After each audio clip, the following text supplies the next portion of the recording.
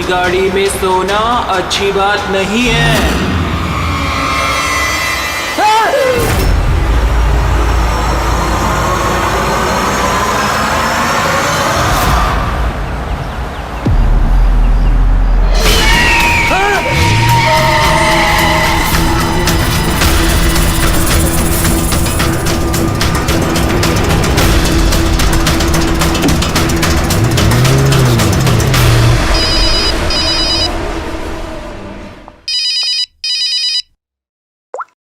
हाँ विनीत।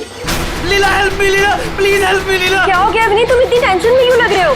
लीला ये लोग मुझे मार डालेंगे लीला। कौन मार डालेगा विनीत, तुम किसकी बातें कर रहे हो? लीला आई थिंक मैं लाइफ में कभी तुमसे नहीं मिल पाऊंगा लीला। विनीत बकवास बंद करो। कहाँ पे हो तुम, मुझे अपनी एग्जैक्ट लोकेशन बताओ। मैं सेबस्टन रोड पे हूँ, पुराने पोस्ट ऑफिस के पास। विनीत एक काम करो, तुम वहीं पे रुको, मैं टैक्सी लेके अभी वहीं पे तुम्हें लेने आती हूँ। हेलो लीला। हेलो विनीत, तुम ठीक हो? फोन को भी हेलो लीला। ये फोन को भी अभी कटना था।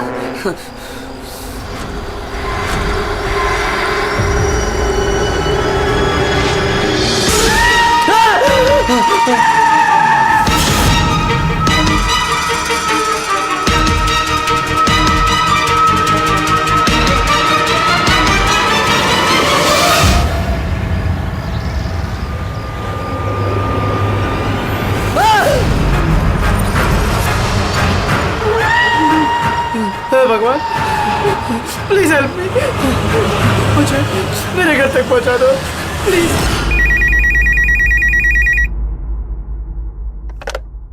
Hello CID bureau. Hello ma'am, ma'am please मेरी मदद कीजिए। मैम मेरे पति इस वक्त बहुत बड़ी मुसीबत में है। क्या सब क्या हुआ आपके पति को?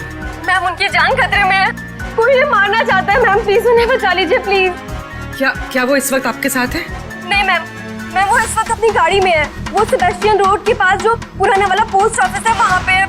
अच्छा सुनिए मैम, देखिए हमारे 2 ऑफिसर्स उसी एरिया में हैं।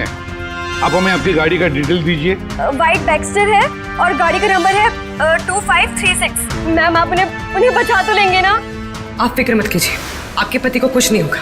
ओके पूर्वी, अभिजीत को फोन करो, उसे गाड़ी की डिटेल्स दे दो और उससे बोलो कि अर्जेंट है।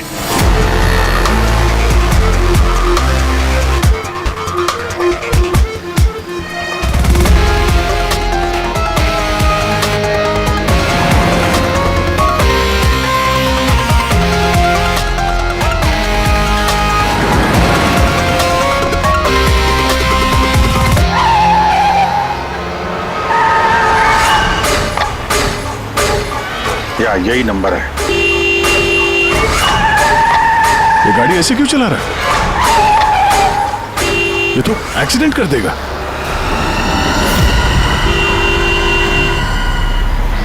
मुझे माफ कर दो, मुझे माफ कर दो, मैं मरना नहीं चाहता, मुझे माफ कर दो। किससे बातें कर रहा है? गाड़ी में तो कोई नहीं है। अरे विनीत किससे बात कर रहा है? गाड़ी में कोई नहीं है। अंधे हो तुम लोग, तुम्हें दिखाई नहीं दे रहा? इतने सारे लोग मुझे बुला रहे हैं। कर क्या रहा है ये? मुझे माफ कर दो, मैं मरना नहीं चाहता। पागल हो गया लगता है। विनीत विनीत विनीत, तुम्हारी जान को खतरा हो सकता है, रुक जाओ।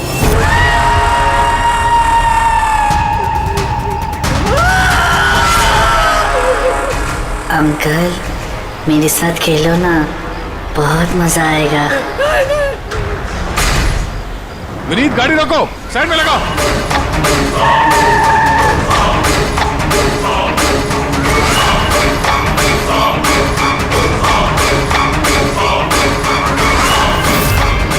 रुक जाओ विनीत, विनीत।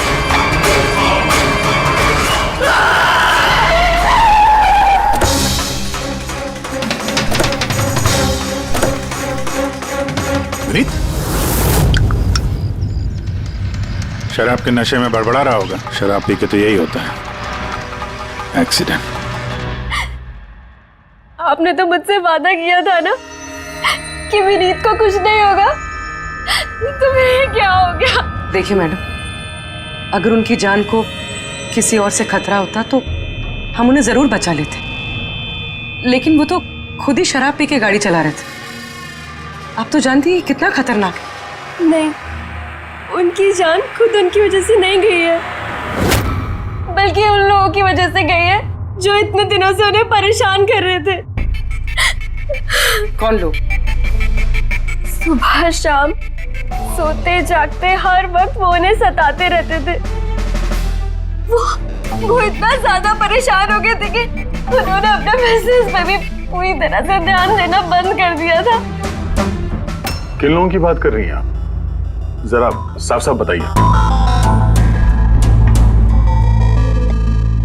मैम, विनीत की मौत हमारे सामने हुई थी और उस वक्त कार में उसके अलावा और कोई भी नहीं था, तो उसकी मौत का दोष आप किसी और को कैसे दे सकती हैं? क्योंकि उनका खून हुआ है। मर्डर है ये, मर्डर। मर्डर हुआ है? आप जानती है किसने किया ये? आत्माओं ने। भले ही आप लोगों ने वो आत्माएं नहीं देखी होगी, लेकिन विनीत उन्हें साफ साफ देख सकते थे। सीआईडी आत्माओं को नहीं मानती। आप भी मानते सर। अगर आपने वो 2 हफ्ते पहले वाला नजारा देखा होता। लीला उठो, उठो लीला, लीला उठो।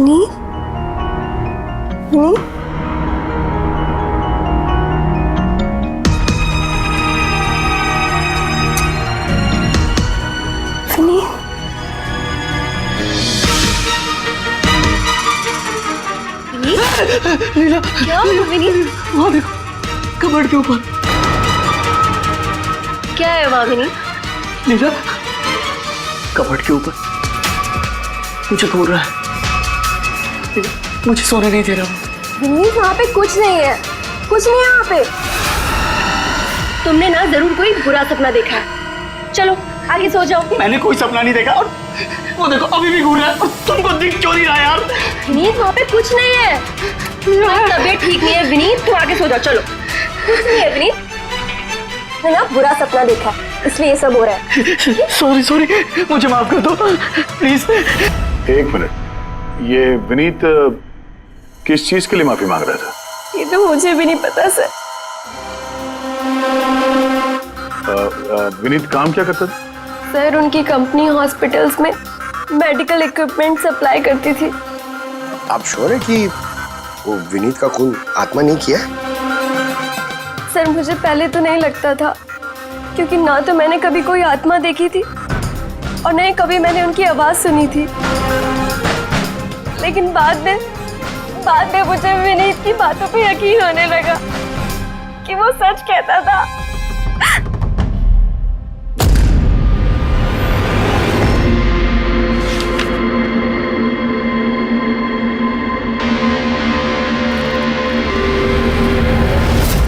हाँ बॉस, इसकी मौत की एक ही वजह नजर आ रही है, इसके सर पर लगी हुई है चोट, जो इसे एक्सीडेंट के दौरान लगी। पक्का डॉक्टर साहब, कोई और वजह नहीं? अब विसरल सैंपल्स को चेक करना अभी बाकी है, लेकिन प्राइमा फेसी तो यही दिखता है कि मौत की वजह एक्सीडेंट है। तो बॉस, इसके खून में हमें अल्कोहल की बहुत ज्यादा मात्रा मिली। मुझे लगता है उसी की वजह से इसे हेलुसिनेशन होने लगे और इसने टक्कर मार दी। मतलब ये खून का मामला नहीं है? हम फ्यूनरल के लिए बॉडी को लौटा सकते हैं। अगर कुछ डाउट हुआ तो विसरल सैंपल से पता लग जाएगा। पता नहीं सर क्यों अभी मुझे ऐसा लग रहा है कि ये केस उतना सीधा नहीं है, क्योंकि जब हमने लीला से पूछा कि ये विनीत किससे माफी मांग रहा था तो वो बात को टाल गई। हम लोग भी फ्यूनरल में जाएं क्या? वहाँ रिलेटिव भी होंगे, फ्रेंड्स भी होंगे, बहुत सारे लोग होंगे, देखते हैं कुछ पता चलता है। जाओ, जरूर जाओ फ्यूनरल में।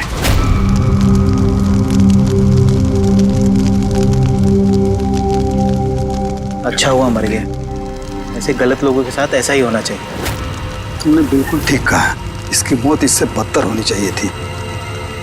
बस अब उस दिन का इंतजार है जब उन दोनों की भी चिता जलते हुए देखूंगा। उस दिन तुम सबको बहुत बड़ी पार्टी दूंगा मैं। क्या प्रॉब्लम क्या तुम्हारी? हाँ, यहाँ पर एक आदमी की चिता जल रही है, शौक मनाने के बजाय जश्न मनाने की बात करो तुम लोग। क्यों ना मनाऊं जश्न? अरे असली जश्न तो उस दिन मनेगा जिस दिन ये दोनों भी अग्नि की भेंट चढ़ेंगे। वो दोनों अग्नि की भेंट चढ़े या ना चढ़े, तुम सीआईडी के हत्थे जरूर चढ़ोगे। सर, अगर आप लोग सीआईडी से हैं तो आपको मुजरिमों का साथ देने के बजाय हम लोगों को इंसाफ दिलाना चाहिए सर। एक मिनट कहना क्या चाहते हो, पूरी बात बताओ। सर मेरा नाम रोहित है और मेरे पिताजी पर्पल हॉस्पिटल में एडमिट थे। डॉक्टर सर वो वेंटिलेटर पे। डॉक्टर नर्स डॉक्टर का रिलैक्स। मेरे पिताजी मर रहे हैं वहाँ पे, प्लीज डॉक्टर को बुलाइए प्लीज। क्या हुआ? क्यों शोर मचा रहे हो? शोर न मचाऊं तो क्या करूं? मेरे पिताजी मर रहे हैं वहाँ पर और आपका स्टाफ यहाँ बैठकर मक्खियाँ मार रहे हैं। आप शांत हो जाइए प्लीज, आप जाइए पेशेंट के पास, हम आते हैं। मैम प्लीज जल्दी कीजिए प्लीज। हाँ गजब हो गया, सारे के सारे वेंटिलेटर्स एक एक बंद हो रहे हैं। यस मैम, हमारे 2 इंटर्न्स मैनुअली ऑक्सीजन दे रहे हैं कुछ पेशेंट्स को। मैम हर पेशेंट के साथ ऐसा नहीं हो सकता, अगर वेंटिलेटर्स ठीक नहीं हो तो पेशेंट मर जाएंगे। धीरे बोलो। अरे ये हॉस्पिटल के रेपुटेशन का सवाल है, अगर मरीजों के घर वालों को पता चल गया है ना फिर बवाल हो जाएगा। आप प्लीज 2 मिनट का वक्त दीजिए, हम सोल्यूशन। मैम एक एक करके सारे वेंटिलेटर्स बंद हो रहे हैं। बाकी के वार्ड्स में चेक करो। Okay ma'am. अरे वो सप्लाई विनीत को फोन करो ना, वो ही अभी कुछ कर सकता है। बस टेंशन लेने की जरूरत। डॉक्टर महक हुआ क्या है सर? वेंटिलेटर बंद हो रहे हैं सारे। आप प्लीज शांत रहिए, मैं बात करती हूँ ना। सर एक एक करके सारे वेंटिलेटर्स बंद हो गए। क्या ऐसे कैसे हो सकता है? तो किसी हॉस्पिटल में फोन करो ना, वहां से मंगवाओ। अरे राजा फोन लगाओ और मैं एक काम करूँ, टेक्नीशियन जो यहाँ पर है उसको बुलाओ। राजा क्या हो गया तुम्हें? तुम्हें सुनाई नहीं देता सर क्या आप कह रहे हैं? आप लोग क्या डिस्कशन में टाइम वेस्ट कर रहे हैं? मेरे पिताजी मर जाएंगे वहाँ पर। प्लीज जल्दी आइए प्लीज। हम बस आते ही हैं please. Ma'am very bad news, 2 patients की जान चली गई है, 5 पेशेंट्स बहुत क्रिटिकल कंडीशन में हैं।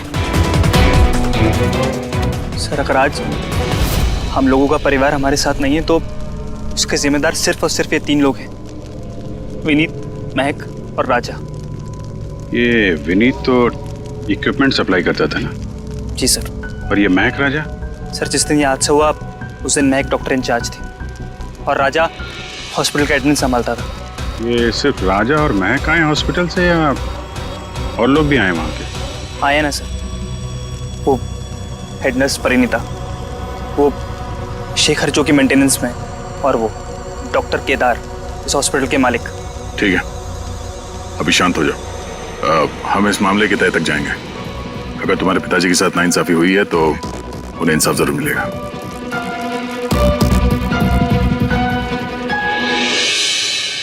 समझ में आया कि ये विनीत माफी क्यों मांग रहा था।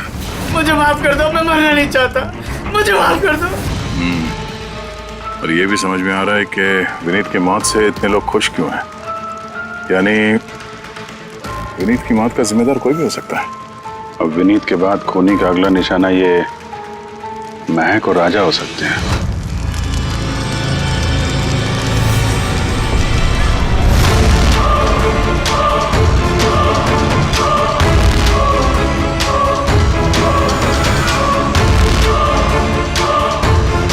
मुझे माफ कर दो। तुमने मुझे क्यों मरने दिया? मेरा पीछा मत करो।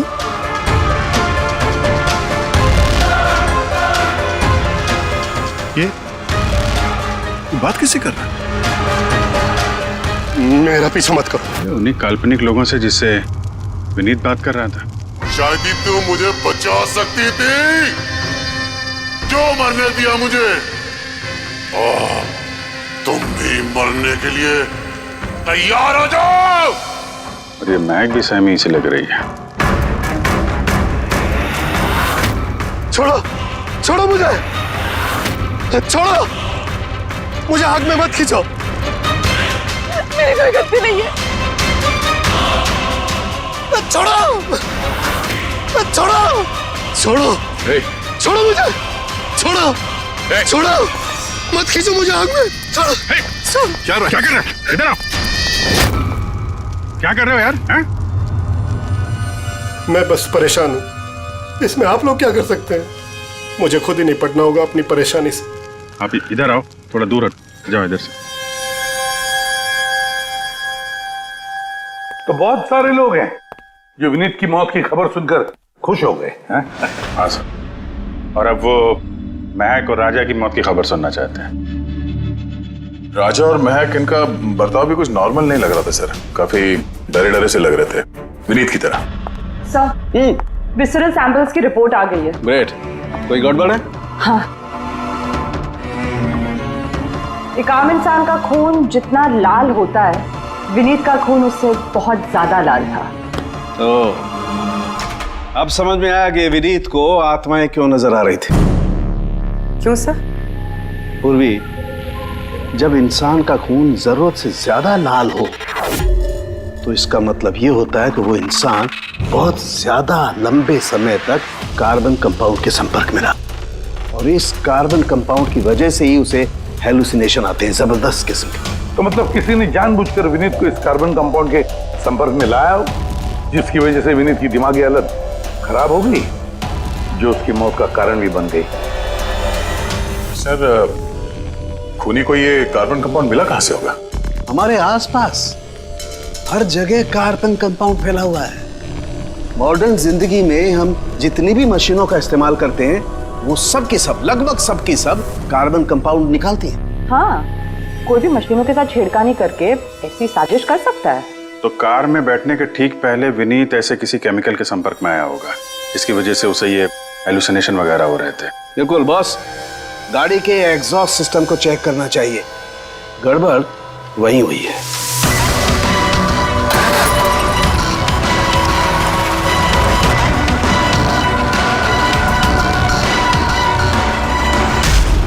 सालों के सर तो सही बोले थे सर, इसमें से तो केमिकल भर भर के आ रहा है।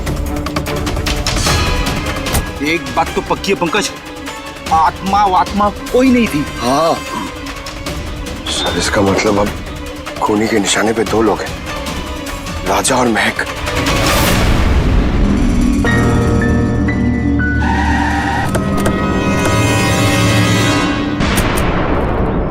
फ्यूनरल में राजा का बर्ताव ठीक नहीं था, अभी भी उसकी मानसिक स्थिति ठीक नहीं है। अरे सर, दरवाजा तो खुला है।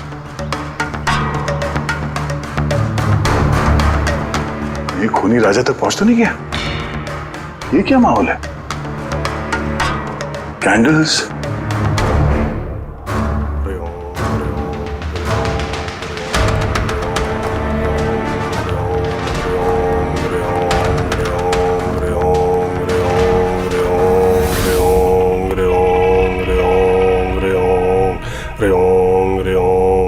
राजा,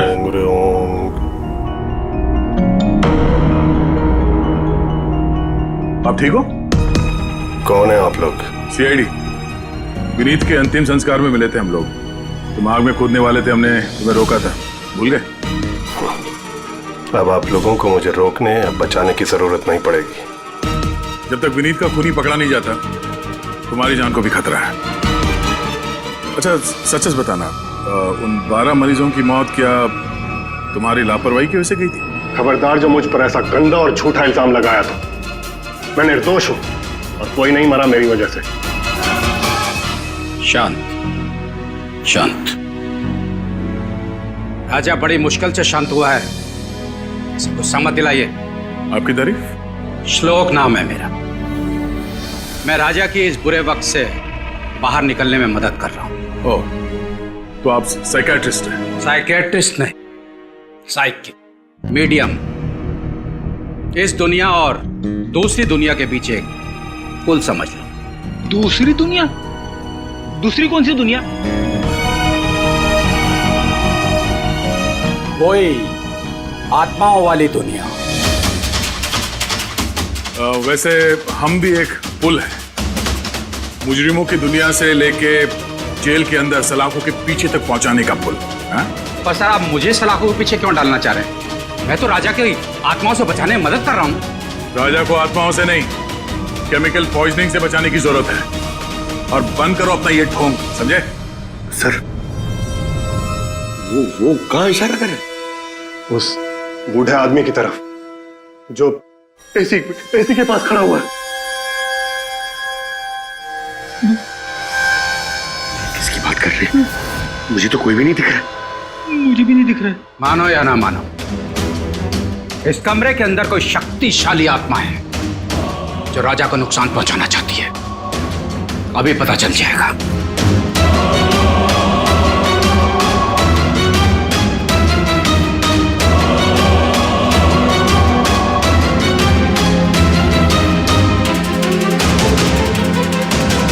मीटर से आत्मा देखेंगे?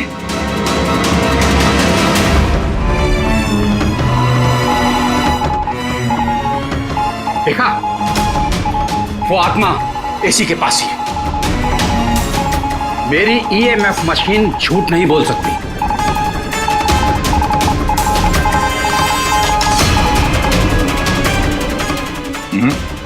और हमारा भी ये मीटर गलत नहीं हो सकता, समझे? डैडी, लगता है राजा को कार्बन कंपाउंड का असर उसकी गाड़ी से ही हुआ है। एक काम करो, ये मीटर ले जाओ, उसकी कार चेक करो। रेडी? पंकज, बताओ महक, विनीत के फ्यूनरल पे क्या देखा तुम? मैंने किसी को नहीं देखा, कुछ भी नहीं देखा। झूठ मत बोलो। अगर कुछ नहीं देखा तो वहां से डर के भागे क्यों? मैं झूठ नहीं बोल रही हूँ, मैंने सच में किसी को नहीं देखा। अच्छा, अस्पताल में जो 12 मौतें हुई थी, क्या वो तुम्हारी लापरवाही की वजह से हुई थी? मेरी लापरवाही की वजह से? देखिए, मुझसे जो कुछ बन पड़ता है मैंने सब कुछ किया। मैंने डॉक्टर केदार से भी बात की, लेकिन उन्होंने कुछ एक्शन लिया ही नहीं, तो मैं और क्या करती। अच्छा, तो फिर इसमें डॉक्टर केदार की गलती है? उनसे भी ज्यादा गलती है उस राजा की। उसे चेक कर लेना चाहिए था कि वेंटिलेटर्स ठीक से काम कर रहे हैं या नहीं, उनके वक्त रहते सर्विसिंग हो रही है या नहीं। तो फिर राजा दोषी है? राजा और विनीत दोनों। विनीत को भी हमें वेंटिलेटर सप्लाई करने से पहले देख लेना चाहिए था कि वो कहीं खराब तो नहीं है। आखिर कितनी जानें टिकी थी उस वेंटिलेटर्स पे। लगता है राजा और विनीत के लिए तुम्हारे अंदर काफी कड़वाहट है। विनीत की मौत से तो बहुत खुश होगी तुम। ये कैसी बातें कर रही है आप? बिल्कुल भी नहीं। मैं एक डॉक्टर हूँ और मेरा काम पेशेंट्स की जान बचाना है। किसी की मौत से मैं कैसे खुश हो सकती हूँ?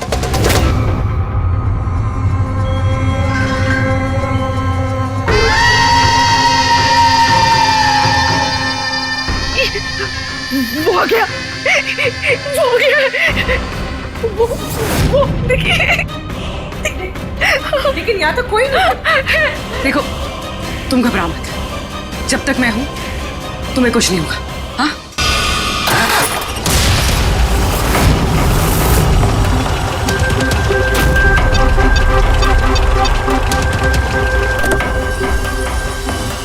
कार के एसी में तो कार्बन कंपाउंड नहीं है। घर के अंदर देखते, चलो।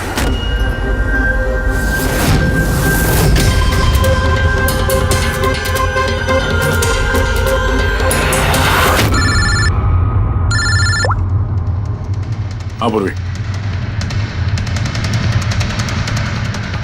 महक के घर पे कोई केमिकल नहीं मिला?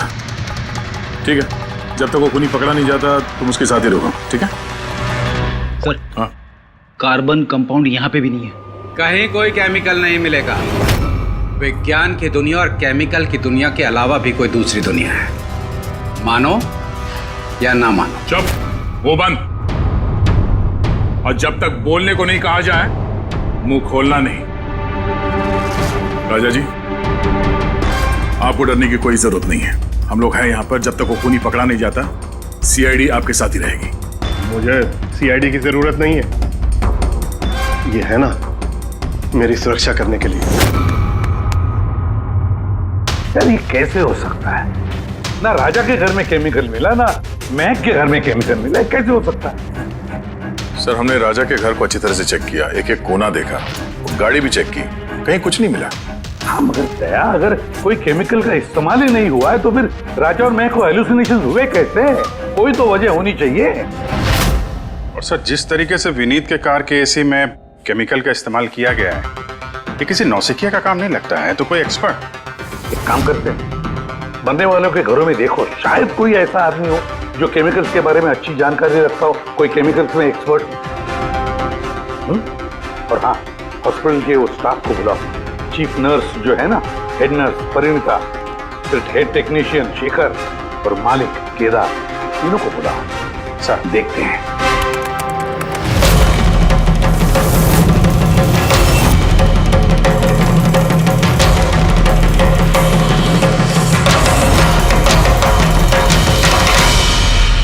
तुम्हारा नाम शेखर है? Yes sir. हॉस्पिटल के हेड मैकेनिक,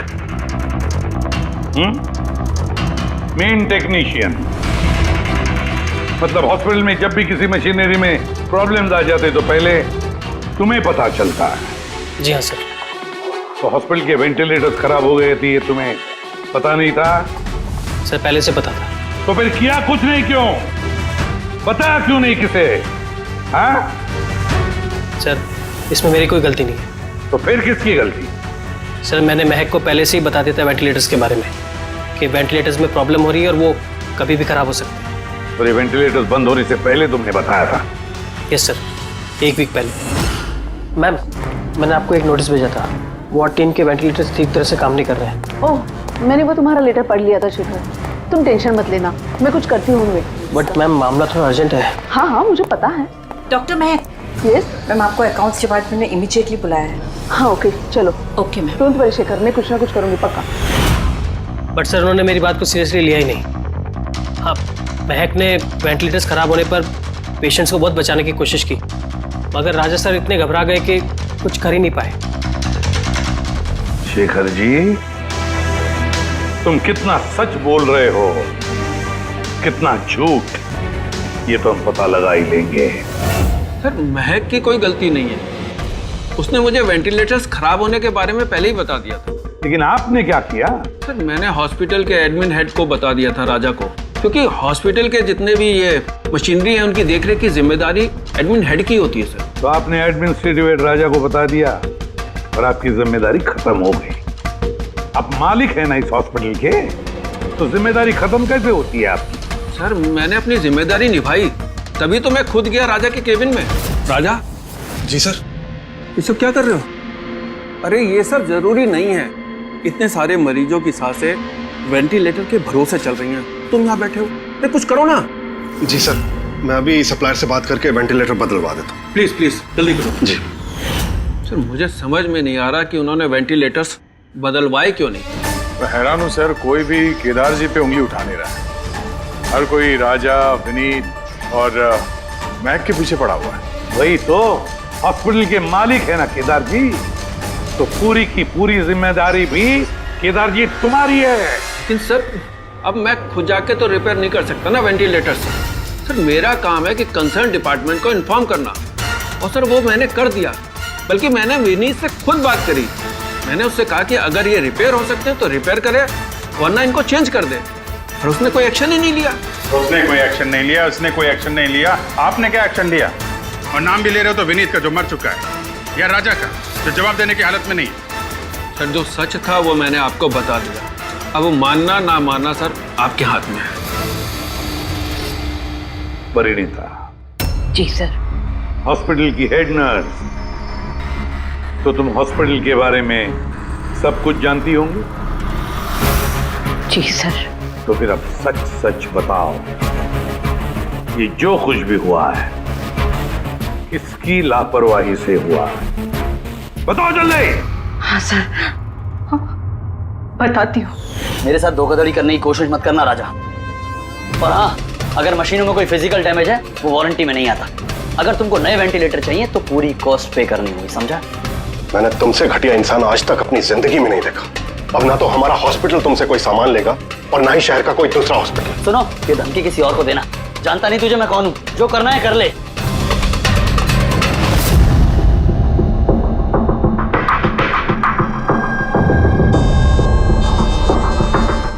ये जो कुछ भी हुआ है इस राजा और विनीत के झगड़े की वजह से हुआ है।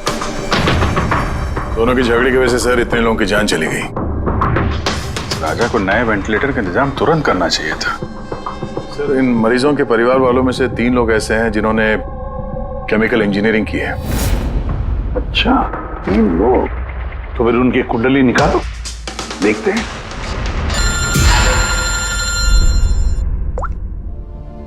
हेलो, इसे भी प्रद्युमन। What? ठीक है, हम अभी पहुंचते हैं। क्या सर? राजा की मौत हो गई।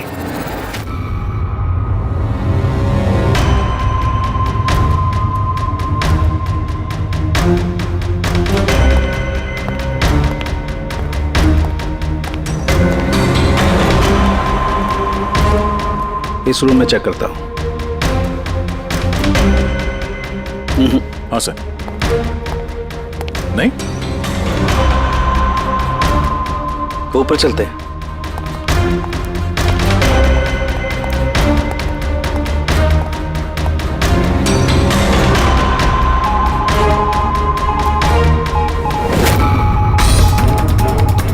ये सलू के साथ आराम से, ये नीडल तो जंगली घोड़े की तरह भाग रहा है। माय गॉड, हम यहाँ पर ऐसे नहीं खड़े रह सकते दया, हमें प्रोटेक्टिव गियर्स पहनने पड़ेंगे। प्रोटेक्टिव गियर्स वो किस लिए सर? अरे अपनी सुरक्षा के लिए।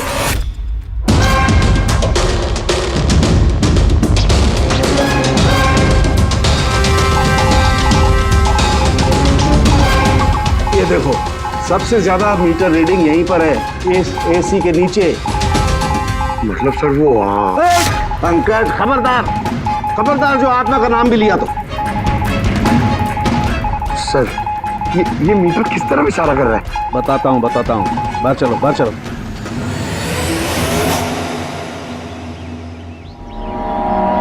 देखा दया, ये है EMF, इलेक्ट्रोमैग्नेटिक फील्ड डिटेक्ट करता है ये। इलेक्ट्रोमैग्नेटिक फील्ड्स, ये तो आजकल सभी इलेक्ट्रॉनिक अप्लायंसेस में होता है सर, टीवी, फ्रिज, एसी में। बिल्कुल दया, लेकिन उन अप्लायंसेस का EMF हिडन होता है, छिपा हुआ होता है, ताकि लोगों पर बुरा असर ना हो। कैसा बुरा असर? इसकी वजह से लोगों को नौशिया हो सकता है, जी घबरा सकता है, बेचैनी हो सकती है, और अगर ज्यादा देर तक संपर्क में रहे तो हेलुसिनेशन होना भी कोई बड़ी बात नहीं है। ओह, मतलब राजा को ये हेलुसिनेशन किसी केमिकल की वजह से नहीं हुआ है, अपने घर के इलेक्ट्रॉनिक अप्लायंसेस की वजह से हुआ है, क्योंकि उसका वो EMF ढका हुआ नहीं था। बिल्कुल। इसका मतलब है सर किसी ने ये जानबूझ के छेड़छाड़ की है इसमें? हो सकता है दया, वैसे ही राजा को अंदर से पछतावा महसूस हो रहा था, दुखी था बेचारा कि वो मरीजों को बचा नहीं पाया, इसीलिए हेलुसिनेशन उसे पछतावा के रूप में दिखाई देने लगे। शायद इसी पछतावे की वजह से इस विनीत की भी मौत हो गई। बिल्कुल, और वो शोक, उससे भी कमजोरी इसीलिए महसूस हो रही थी क्योंकि वो भी काफी देर तक इस EMF के संपर्क में था। यहाँ पे वो कार्बन कंपाउंड नहीं मिला घर में। मिलेंगे कैसे दे, क्योंकि यहाँ तो EMF का इस्तेमाल हो रहा था, और सबसे ज्यादा रीडिंग मुझे बेडरूम के AC में मिली। इसका मतलब बेडरूम के AC में छेड़छाड़ हुई। फिर तो उस महक के घर में भी EMF। ओह नो, हमें तुरंत पूरी को इन्फॉर्म करना होगा।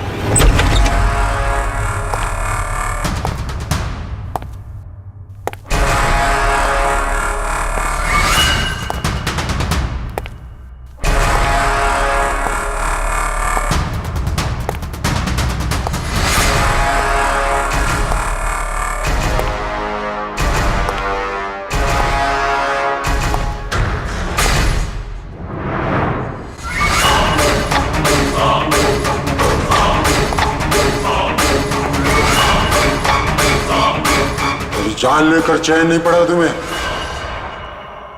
जो फिर से मुझे मारने आई हो।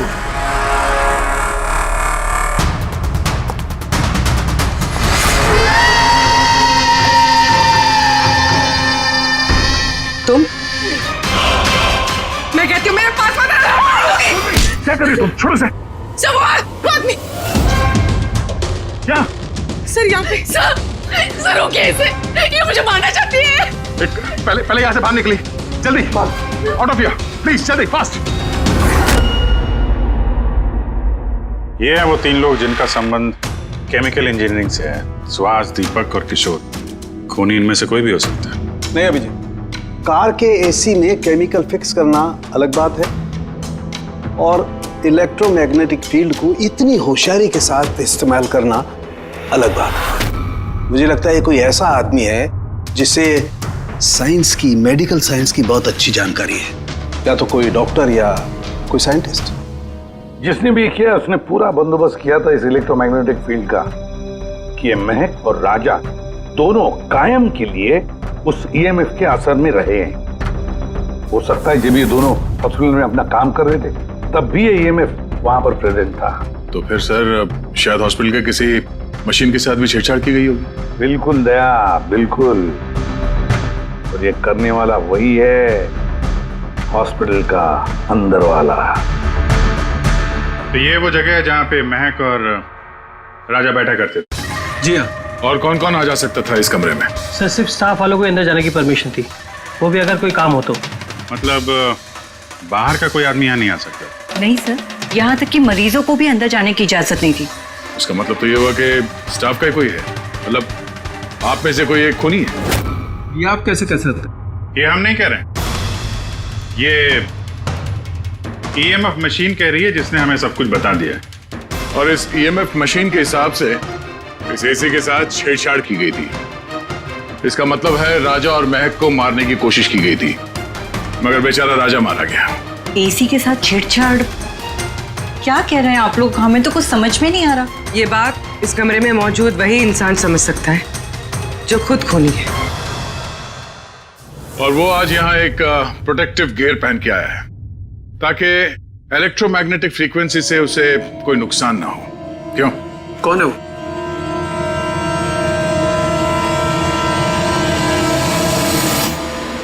क्यों?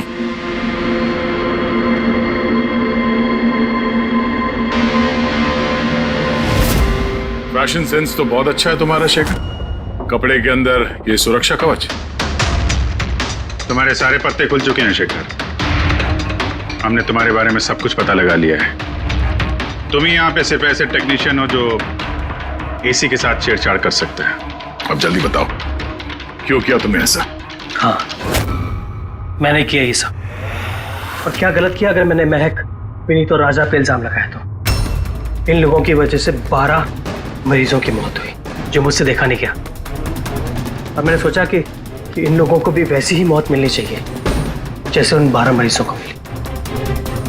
इसलिए मैंने ईएमएफ और कार्बन कंपाउंड के जहर का इस्तेमाल किया ताकि इन लोगों को ऐसी मौत दे सकूं। मौत नहीं, एक भयानक मौत।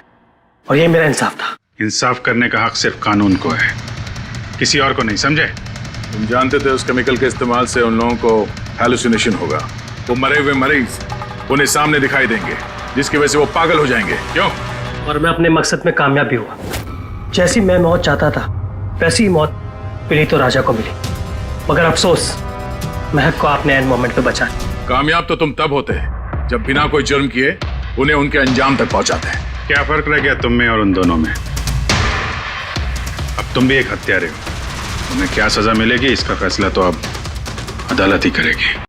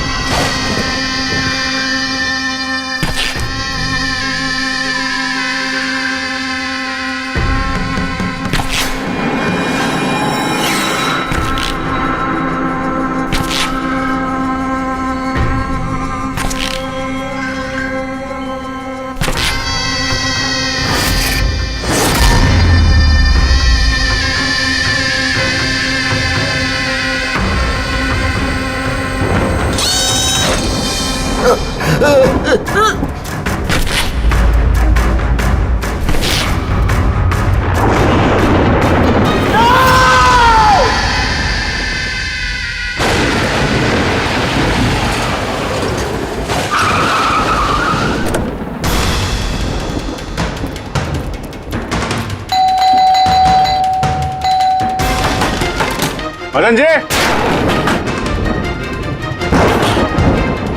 मदन जी, मदन जी, मदन जी,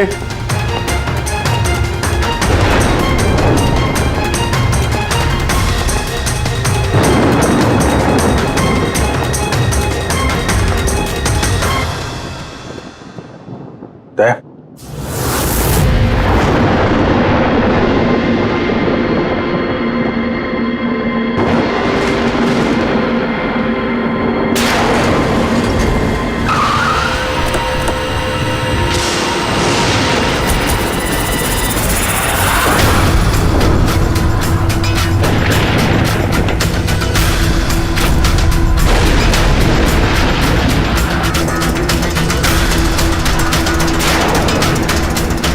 मदन जी, ये लीजिए। आराम से आराम से।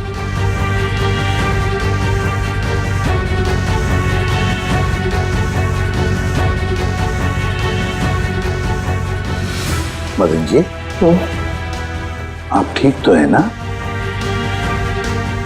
क्यों, क्या हुआ आपको? वो कोई है, वो मेरी जान लेना चाहता है। कौन? वो हर वक्त मेरे आसपास ही रहते हैं, मुझे कभी अकेला नहीं छोड़ते। शायद इस वक्त भी मुझे देख रहे, सुन रहे। देखिए मदन जी, घबराइए मत, आपको कुछ नहीं होगा, हम लोग हैं ना। मदन जी, आप किसकी बात कर रहे हैं? कौन कौन आपके पीछे पड़ा हुआ है? पुतले, कठपुतली है। कठपुतली है? हाँ, नहीं मतलब वो टाइप की नहीं, मतलब जो बेजान हो, किसी के इशारे पे नाचे। ये कठपुतलियां बातें करती, मदन जी बोलती है, खुद चलती फिरती।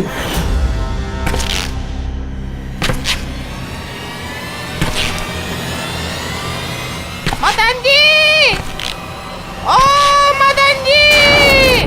बातें करने वाली कठपुतलियां? हाँ, मैं जानता हूँ आपको मेरी बात का यकीन नहीं होगा, लेकिन बात ये किसी को नहीं होगा।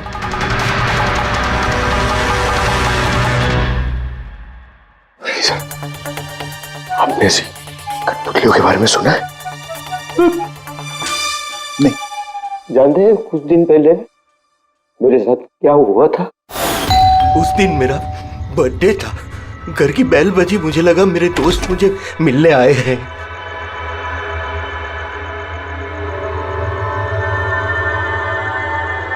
इतनी रात को किसने बेल बजाई होगी? कमाल है। मदन जी,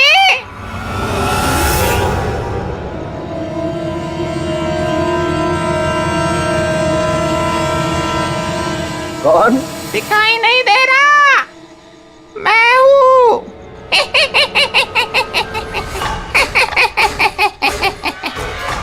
मैं ही हूँ, इतना हैरान होने की जरूरत नहीं।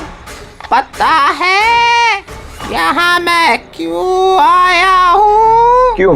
तुम्हारी जान लेने। क्या? हाँ, तुझे जान से मारने। रवि, कविता, जल्दी यहाँ आओ। क्या हुआ भाई साहब? ये पुतला, ये इसने मुझे कहा कि ये मेरी जान ले लेगा। क्या? हाँ भाई साहब, ये बेजान पुतला है। हाँ, वही तो ये आपकी जान कैसे लेगा? भाई साहब, आप हमारे साथ मजाक कर रहे हैं क्या? हाँ नहीं, कैसी बात कर रहे हो तुम रवि? है, मैं ऐसा बेहुदा मजाक क्यों करूंगा तुम लोग, और वो भी आज के दिन? अरे मैंने खुद सुना, इसने मुझे कहा कि वो जान ले लेगा। एक मिनट, मैं देखता हूँ। संभालना रवि। ये शांत।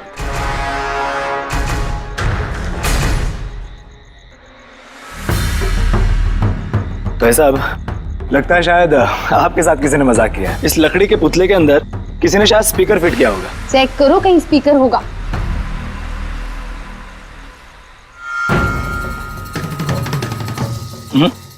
नहीं, इसमें तो कुछ भी नहीं है। अब कहाँ है वो पुतला? कैसे होगा? मैं उसी टाइम उसे तोड़ मोड़ के जला के खत्म कर दी, धमकी दी थी मुझे, उसे मैं कैसे ऐसे ही छोड़ देता? क्या आपने वाकई देखा था? हाँ, मैं मदन जी, हो सकता है आपको कोई सपना अपना आया। वही अकेला देखा मैं, और एक बार नहीं, ऐसा मेरे साथ थोड़े दिन बाद भी।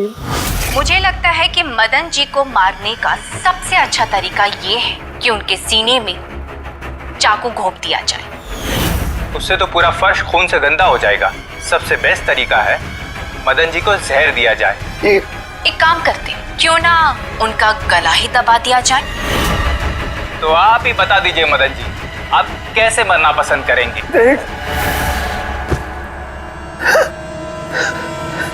मदन जी,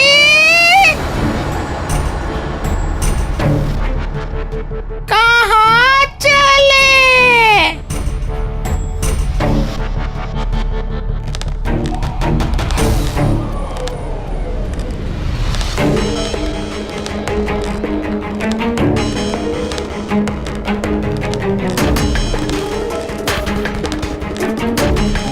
तो बताओ मदन जी,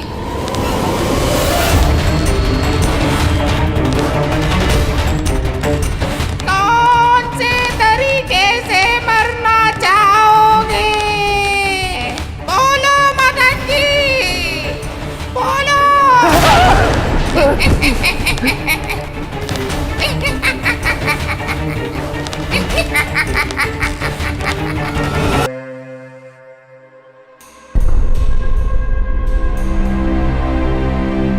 वाकई मदन जी की जान को वाकई खतरा था।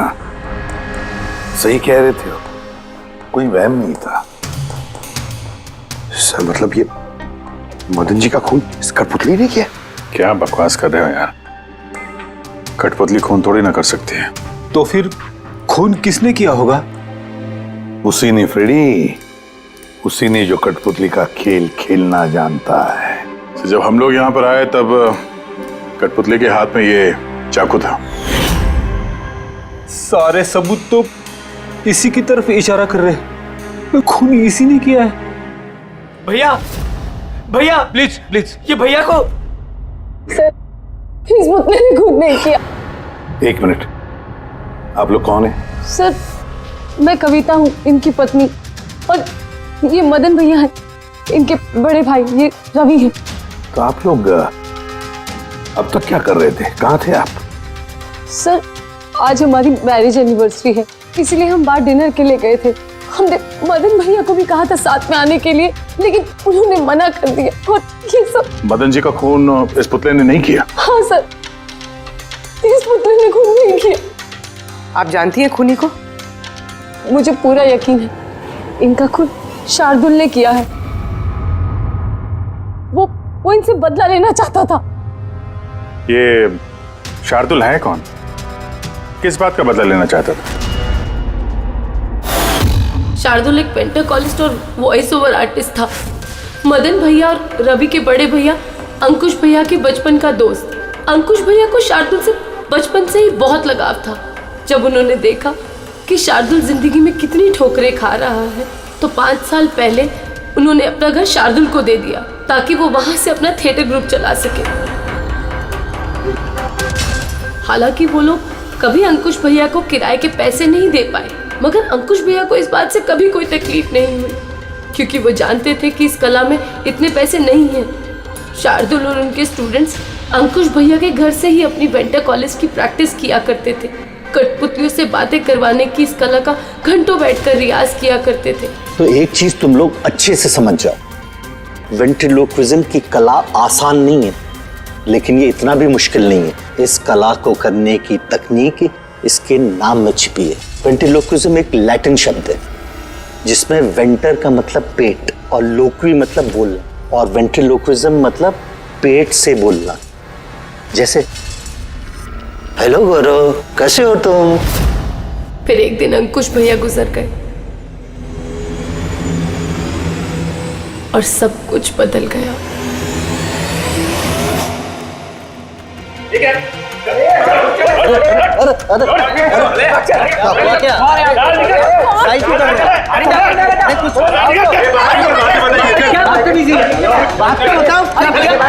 चाहिए क्या?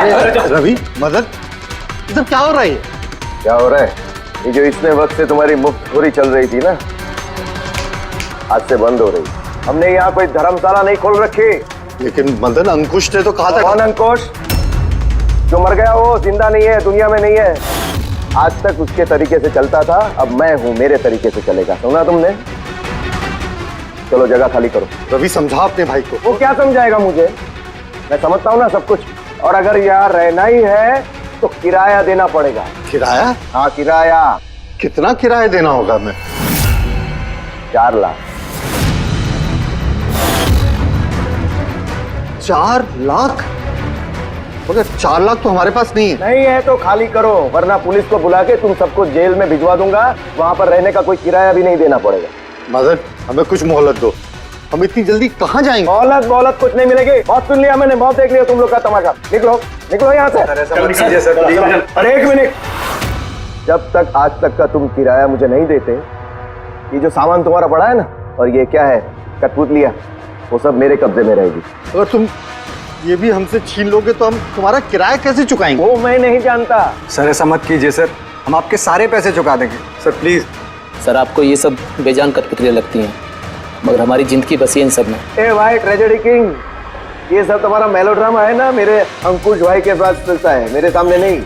और ये क्या ये 4 लाख रुपया कमा के देगी ये कठपुतलियां? अरे 4 लाख क्या, 4,400 रुपये भी कमा के नहीं दे सकती है। जानते हो क्यों?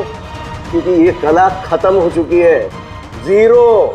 ये तुम्हारे गुरु है ना, कौन, शार्दुल, उसकी तरह किसी काम की नहीं है। लूजर है, लूजर ये। चले निकल निकल।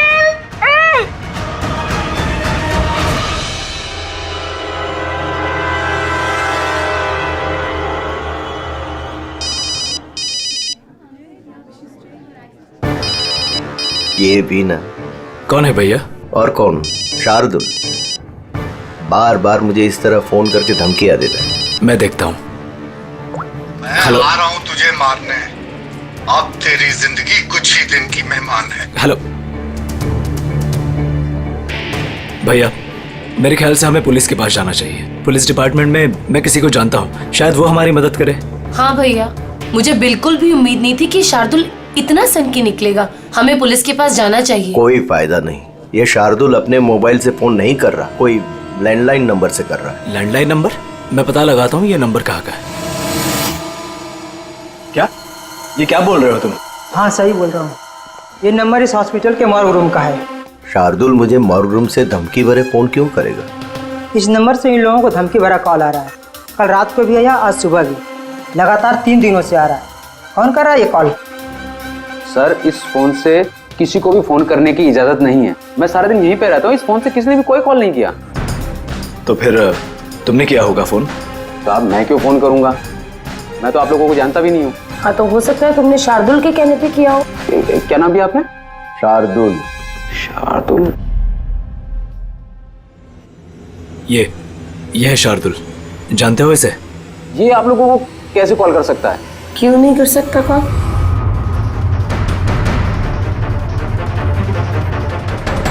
ये कैसे हो गया? शार्दुल 3 दिन पहले इनकी मौत हो चुकी है, तो फिर ये फोन कैसे कर सकते हैं? पर इनकी मौत हुई कैसे? इन्होंने शराब पी रखी थी, एक कार इनको उड़ा के चली गई, मौके पे इनकी मौत हो गई। अगर ये यहाँ मरा पड़ा है तो मुझे धमकी भरे फोन कौन करता था?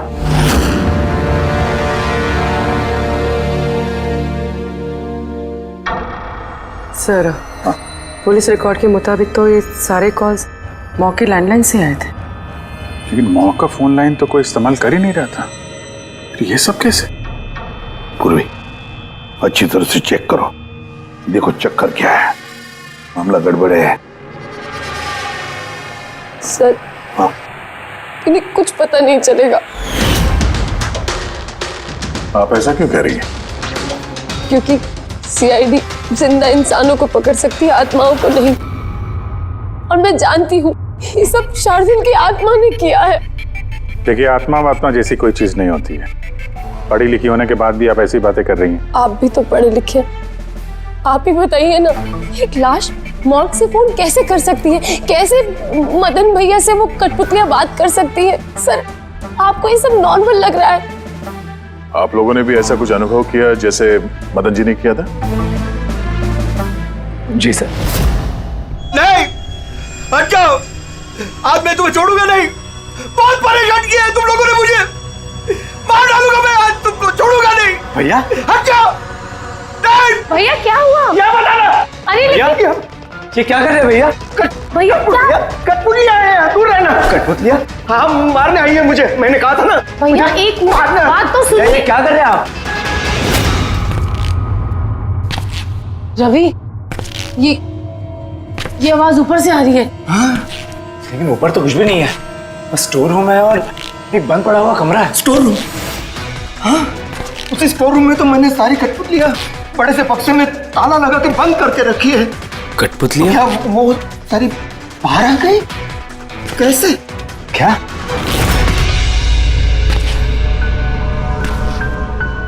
भैया आप डरिए मत, आइए ऊपर चलिए। रवि लेकिन चलिए आराम से, संभल के।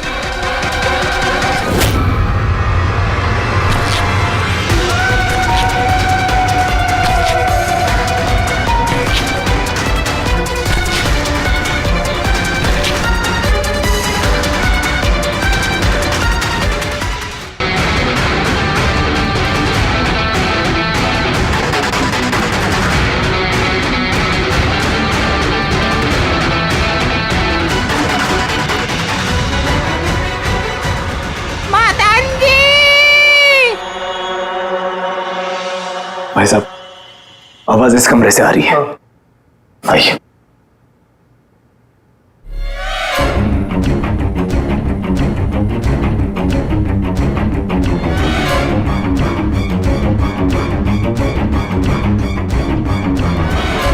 मदन जी,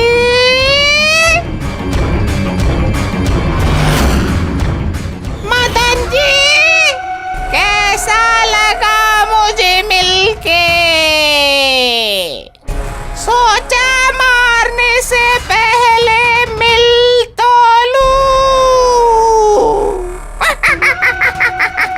मैंने कहा था बातें करते हैं। सर, मदन भाई साहब ने सभी कठपुतलियों को बक्से में बंद करके रखा था, लेकिन पता नहीं ये कठपुतलियां कहां से बाहर आ रही हैं। हमें वो बक्सा भी देखना है और वो कमरा भी जहाँ पर लोगों ने वो कठपुतली देखी थी। कहाँ है? सर दोनों कमरे ऊपर ही है सर।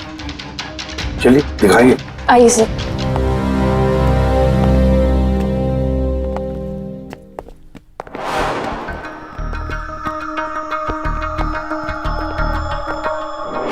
सर पैरों की आवाज हमने कॉरिडोर में सुनी थी और वो पुतला हमने यहाँ इस जगह पर देखा था सर।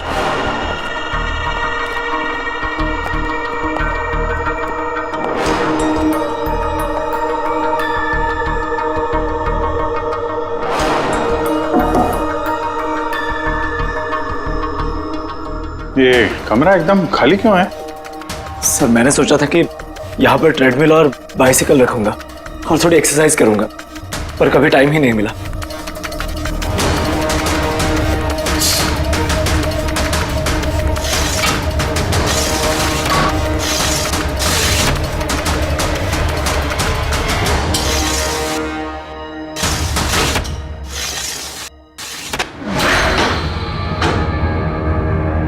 सर ये तो बंद ही नहीं हो रहा।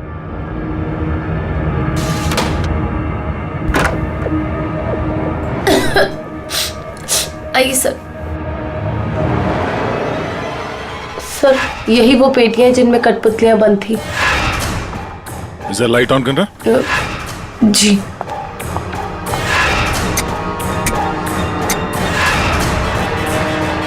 सर ये कमरा बहुत दिन से बंद है तो शायद बल्ब खराब हो गया।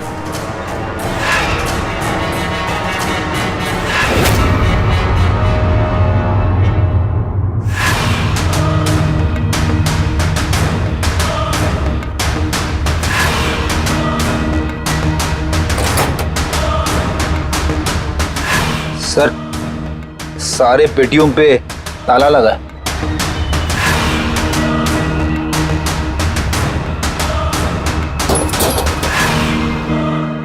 मगर ये ताले मजबूत नहीं है, कोई भी इसे आसानी से खोल सकता है।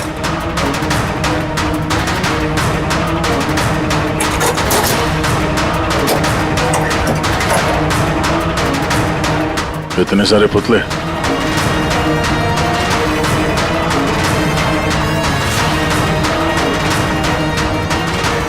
देखे जरा इसमें कोई मैकेनिज्म फिट तो नहीं है।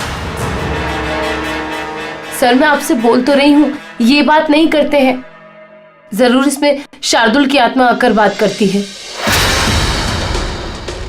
अंदर कोई मैकेनिज्म या कोई स्पीकर तो है नहीं जिससे आवाज आ सके। सर वाकई में ये सच बोल रही है, ना तो कोई मैकेनिज्म है और ना ही कोई स्पीकर, तो फिर ये कठपुतलियां बोल कैसे सकती है?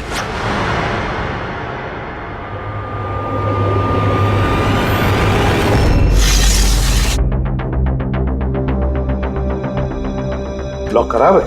लॉक खराब है सर। यहाँ से तो कोई भी आसानी से अंदर आ सकता है। सीढ़ी वीढ़ी लगाए या बाइक वाइक लगाए तो भी आसानी से ऊपर आ सकते हैं।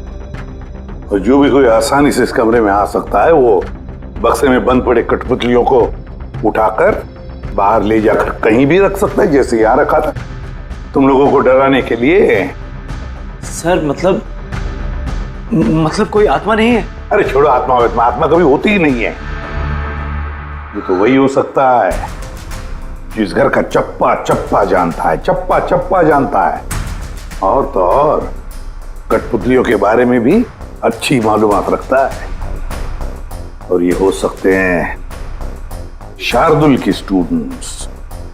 शार्दुल के स्टूडेंट्स पता लगाना पड़ेगा ये शार्दुल के स्टूडेंट्स इस वक्त है कहां और कर क्या रहे हैं। हाय, मेरा नाम है फ्रीडा। मेरा नाम दीपेश। मेरा नाम है तरल। और मेरा नाम है लोचन।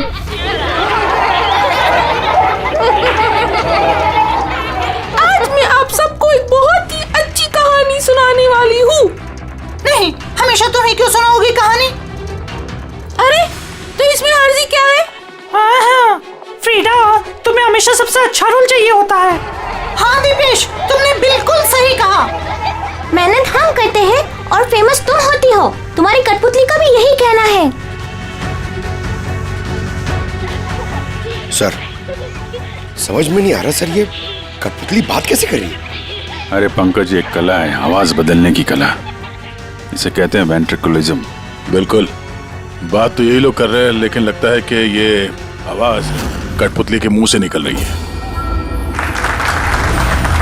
मगर सर ये लोग कहाँ बात कर रहे हैं? देखिए ना, इनके तो मुंह भी नहीं चल रहे। देखो मैं कह रहा हूँ मैं सबसे बेस्ट हूँ। हाँ, यही तो कला है पंकज, बिना मुंह खोले इतनी साफ आवाज में बात करना।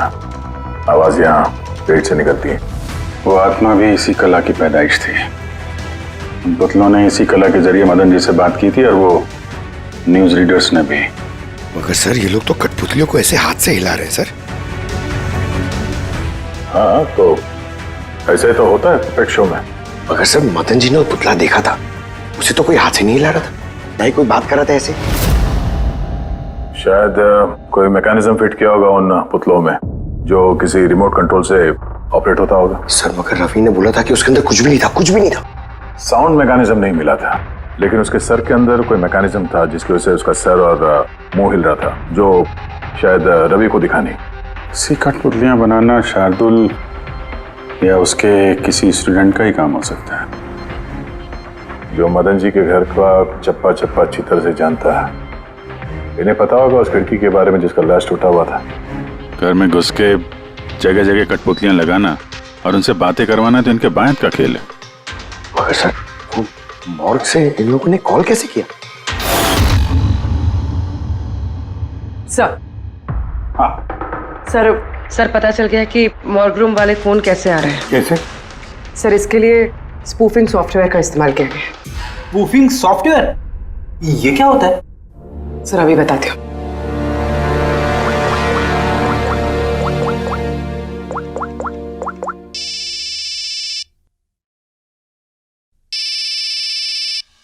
अरे यार, मेरी वाइफ को भी अभी फोन करना था।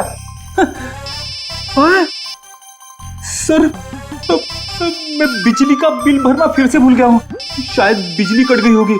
डांटने के लिए मुझे फोन किया होगा। फोन उठाऊं क्या? ले लो, जाओ जल्दी बात करो। हेलो, हाँ मैं घर आने से पहले बिजली का बिल भर दूंगा। क्या फ्रेडी सर, इस बार बिजली कट ही जाएगी। अरे पूर्वी, तुमने फोन किया? मगर ये तो मेरी वाइफ का फोन नंबर है। पूर्वी, ये कैसे किया? सर ये तो स्पूफिंग सॉफ्टवेयर का कमाल है। फोन कहीं से भी करो, नंबर वही दिखाओ जो आप चाहते हो। लेकिन पूर्वी, ये सॉफ्टवेयर तुम्हें मिला कहाँ से? सर साइबर यूनिट से लिया है। सर इसकी मदद से सिर्फ नंबर ही नहीं बल्कि इंसान अपनी लोकेशन भी गलत बता सकता है। अरे बाप रे सर, ये तो बड़ा खतरनाक सॉफ्टवेयर है। हाँ, खूनी ने मॉर्ग का नंबर इसलिए चुना ताकि हमें लगे कि ये सारा चक्कर शार्दुल की आत्मा का है, शार्दुल की आत्मा का। अच्छा बच्चों, आप लोग को मिलके बहुत मजा आया। अगली बार फिर मिलेंगे। बाय। संभाल के बच्चे, संभाल के। Bye bye bye bye. जी कहिए, क्या मैं आपकी मदद कर सकता हूँ? जी हाँ, आप लोग मदद नहीं करेंगे तो और कौन करेगा? दरअसल हम ये जानना चाहते हैं कि मदन जी को डराने का प्लान आप में से किसका था? हम लोग कुछ समझे नहीं। अच्छा, तुम लोग भी नहीं समझे? हाँ? नहीं सर, अभी नहीं समझा। मैं निर्दोष हूँ।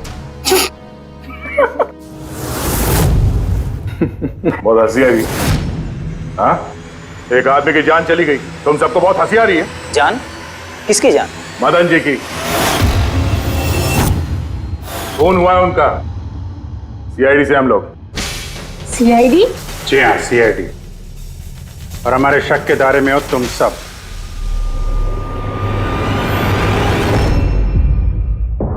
कल तुम लोग कहाँ थे? मैं कल अपने दोस्त सलोनी के घर पे था सर। आप उसके घर वालों से पूछ सकते हैं। और तुम कहाँ थे? सर हम, मेरा मतलब लोचन और मैं एक शो के लिए गए थे पुणे। आज सुबह ही लौटे हैं हम। पुणे? कैसे गए थे पुणे? रेडियो कैब से। आई हैव द इंफॉर्मेशन, आप चेक कर सकते हो। ये लीजिए। क्या हुआ? बहुत पसीने छूट रहे हैं तुमको? हाँ? तुम कहाँ थे कल रात? सर वो मैं बताता हूँ। तुम कल रात मदन के घर में थे या नहीं? हाँ था, मैं वहां, लेकिन मैंने किसी को नहीं मारा। क्या करने गया था फिर वहां? हाँ? सर हम तो बस मदन को सबक सिखाना चाहते थे। जो कुछ उसने शार्दुल सर के साथ किया वो बहुत गलत किया। और हाँ, आज अगर शार्दुल सर हमारे बीच नहीं है तो वो सिर्फ एक इंसान के कारण, वो है मदन। उनके कारण ही उन्होंने दारू पीना चालू किया और वक्त से पहले गुजर गए। तो तुम लोगों ने सोचा खून के बदले खून? नहीं नहीं सर, हम बस डराना चाहते थे। गौरव का प्लान था ये। हाँ सर, गौरव ने कल रात मुझे फोन करके बुलाया था, तकरीबन 11:30-12 बजे के आसपास। लेकिन मैं थोड़ा लेट हो गया और 12:30 बजे पहुंचा।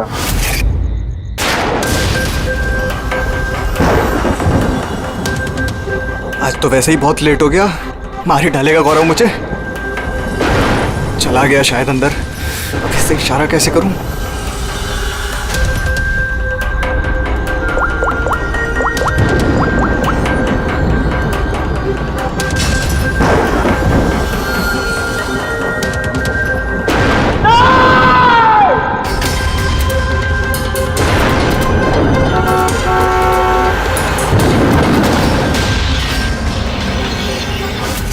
गड़बड़ तो हुई ना? मदन जी का खून हुआ रात में। सर मेरा इस खून से कोई लेना देना नहीं है। और गौरव का? सर ये तो गौरव ही बता सकता है ना। ठीक है, बुलाओ गौरव को। कहाँ है वो? गौरव तो फिलहाल गोवा में। गोवा? गोवा किस लिए? सर ये पता नहीं। उसको बचाने की कोशिश मत करना वरना खुद बच जाओगे, समझे? नहीं सर, ऐसी बात नहीं है। कल रात को जब मैंने उसे फोन किया तो उसका फोन बंद आ रहा था। आज सुबह उसका मैसेज आया मेरे पास। मैसेज? इधर सर कल रात कुछ ऐसा हुआ जो नहीं होना चाहिए था। मैं गोवा पहुंच गया हूँ, कुछ दिन छुपने के लिए। लेकिन ये गोवा पहुंचा कब और कैसे? जब हम लोग क्राइम सीन पे पहुंचे तो वो वहां पे था नहीं। हाँ, अगर हम मान भी ले कि जब हम लोग वहां पर पहुंचे उससे ठीक पहले वो वहां से निकला था, तो वो गोवा कैसे पहुंच सकता है? खून हुआ रात के 1 बजे, उसके बाद हम लोग वहां पहुंचे और रात को कोई फ्लाइट तो है नहीं गोवा जाने वाली। सर अगर फ्लाइट से नहीं और बस से या फिर गाड़ी से गया हो तो? नहीं पंकज, ड्राइव करके गोवा पहुंचने में कम से कम 12 घंटे लगते हैं और ये मैसेज आया है सुबह 9 बजे। मतलब गोवा पहुंचने से पहले ही उसने मैसेज कर दिया कि वो गोवा पहुंच चुका है। पंकज, जरा पता करो गौरव के मोबाइल की लास्ट लोकेशन क्या थी। नंबर देना गौरव का। Okay ji, thank you. Sir Gaurav का आखिरी लोकेशन मदन जी का बंगलो ही था और कल रात 11:30 बजे उसका फोन बंद हुआ। 11:30? Hello, thank you sir. Gaurav Kumar नाम का कोई भी आदमी गोवा के किसी भी फ्लाइट में नहीं था, ना आज सुबह ना कल रात को। और तो और सर, ये किसी भी एयरपोर्ट के सीसीटीवी फुटेज में भी दिखाई नहीं दिया। मतलब अपना शक सही निकला, गौरव यही है उसने या फिर किसी और ने उसके फोन से ये मैसेज भेजा है कि वो गोवा गया है। लेकिन सर कोई ऐसा करेगा क्यों? वो तो अभी पता नहीं है फ्रेडी, लेकिन एक बात समझ में नहीं आ रही। गौरव जी को मदन जी को मारना था तो वो कभी भी मार सकता था, ये डराने का ड्रामा क्यों? ये चारों लोग मिलकर ये जो कठपुतली का गेम खेल रहे थे। और तो और जब उसने मदन जी को मारा तो इसके बारे में अपने दोस्तों को बताया भी नहीं। यहाँ पे कुछ पेच है। इसका एक ही मतलब है बॉस, या तो गौरव को हड़बड़ी में मदन जी को मारना पड़ा जब वो पकड़ा गया, या फिर खूनी गौरव नहीं कोई और ही है। सर अगर खूनी कोई और है तो फिर ये गौरव कहाँ है? हो सकता है खूनी ने गौरव को मार के उसे गायब कर दिया और हमारे सामने ऐसे सबूत डाल दिए जिससे हमें ये लगे कि वो हमसे छुप रहा है, गोवा में है वो। ये लॉक टूटा हुआ है। इसी खिड़की से गौरव और उसके साथी अंदर आते थे मदन जी को डराने के लिए। अगर ये गौरव कल रात यहाँ पे आया था और उसके बाद से गायब है तो हो सकता है उसके साथ जो कुछ भी हुआ यही हुआ। अगर यहाँ उसके साथ कुछ हुआ है तो कुछ ना कुछ ट्रेसेस तो मिलने चाहिए। लुमिनल टेस्ट करके देखते हैं। पूर्वी सर,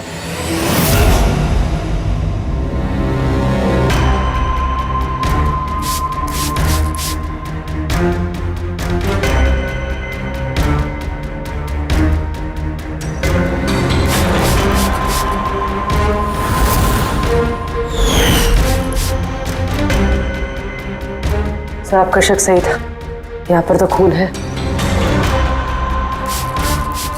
तो इस दरवाजे से जैसे ही बाहर निकला होगा किसी ने हमला किया उस पे।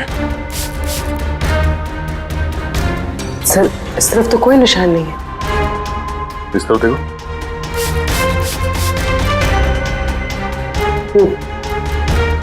आगे देखो।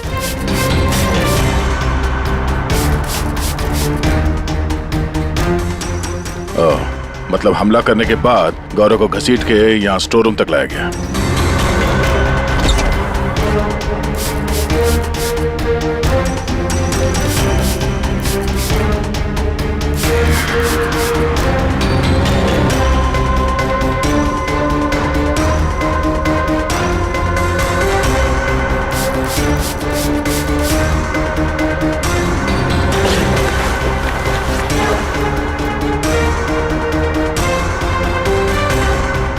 सर खून की बूंदें तो यहाँ तक है, मतलब गौरव को यहीं पर। और हम लोग यहाँ पर आए और हमें पता भी नहीं चला। और अब यहाँ से गायब। लगता है अब बॉडी को ठिकाने लगा रहे होंगे।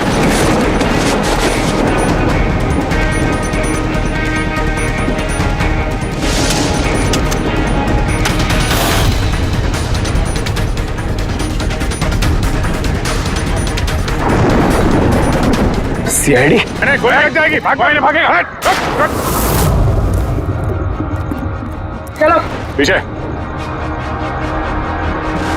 जिंदा है। ले जाओ जल्दी हॉस्पिटल। जिंदा दफनाना चाहते थे सर। हाँ, लेकिन आपको कैसे पता चला कि हम लोग यहाँ पर हैं? आजकल मोबाइल के जरिए भी मुजरिमों को पकड़ लेते हैं हम लोग।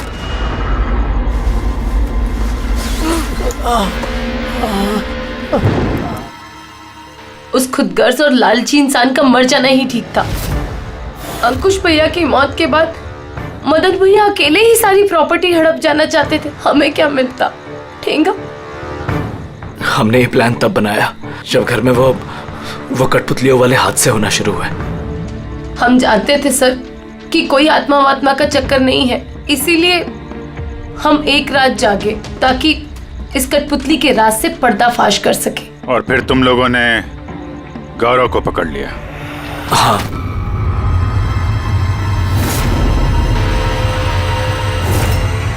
गौरव से सारा सच उगलवाने के बाद हमने सोचा कि उनके इस कठपुतलियों वाले खेल का फायदा उठाकर हम मदन भैया को मार सकते हैं। इसलिए गौरव पर हमला करके उसे बक्से में छुपा दिया और फिर मदन जी का खून करके हमें गुमराह करने की कोशिश की। ये दिखाना चाह के खून पुतले ने किया है। हाँ?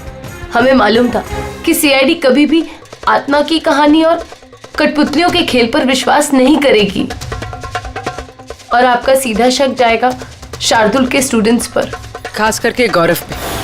और हमें गुमराह करने के लिए तुमने वो गोवा वाला मैसेज भेज दिया। हाँ, हमने सोचा कि आप पूरी जिंदगी भर गौरव को यहाँ वहाँ ढूंढते रहेंगे और हम उसे मारकर यहाँ दफना देंगे। पैसों के चक्कर में तुमने अपने भाई की जान ले ली। क्या करोगे इन पैसों का? अब ये पैसे ना तो तुम्हें जेल की सलाखों के पीछे जाने से बचा सकते हैं और न शायद फांसी के फंदे से।